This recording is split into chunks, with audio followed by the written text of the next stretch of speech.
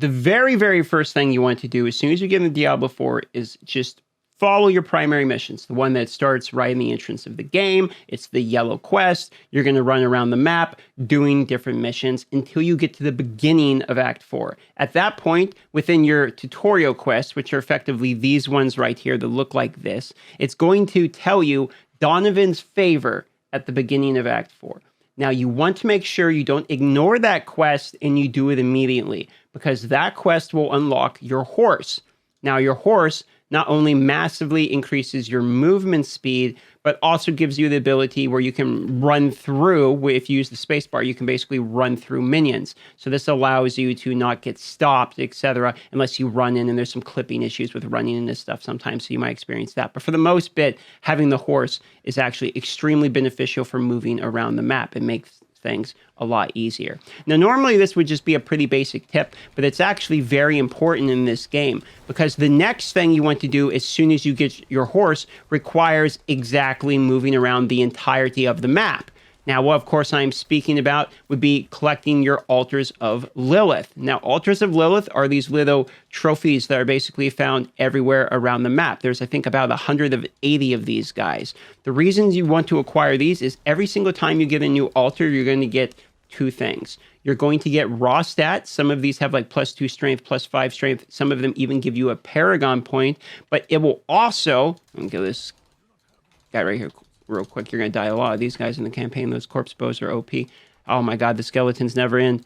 But getting the horse and getting the Altars of Lilith also gives you Renown. And the reason you want Renown is because it's going to give you these different rewards. If you go to your map and you just hit W, it's going to open up your region progress. This is sort of like a percentage completion. Now, when you go through and you complete these, what ends up happening is you get skill points. Now, the first thing about skill points is you'll recognize this literally gives you your abilities. So getting skill points is extremely important for just unlocking everything. But some of these passives are actually very, very strong too. Like your core skills just do more damage, or you have straight up critical strike chance. And then later in the game, the things like having resistances is pretty crazy important as well. So you don't just instantly get killed. But it also gives you potion capacity, which, especially if you're hardcore, will help you a ton in bosses, increases your max elbows, which isn't really that important. I'm going to be honest with you, so I'm not going to bother really touching on it. It's something that will happen that you'll kind of notice sometimes. This right here is the Paragon points, though, and these are massive. 4 Paragon points is effectively a full level. It takes me, an hour or two to get a full level at this point. I need 10 million experience to go from 76 to 77, and to give you an idea, from 44 to 45 is like 300K or 400K or something. So the difference actually ramps up very quickly. So getting these Paragon points will give you big chunks of damage, because some of these are very important in terms of damage output. Or look at this one. Okay, 15% damage to crowd control enemies and 4% maximum life. This is just a node that costs 1 Paragon point. It's that simple. Pretty big stats. So you definitely want to progress your Renown, no doubt. You also get Renown from getting the Waypoints. So once you've got the horse in Act 4 and you're getting your Altars of Lilith, and by the way, there's actually a map for this. I'll have a link to this interactive map that they have on a website that will just show you where all the altars, waypoints, and dungeons are. So that way, if you're trying to find them and you'll kind of check them off as you go and make sure you got all of them, this will be easier for you. But having the horse in the beginning will also let you, while you're getting the altars, get the waypoints. And the thing about getting the waypoints is the primary mission is all over the quest.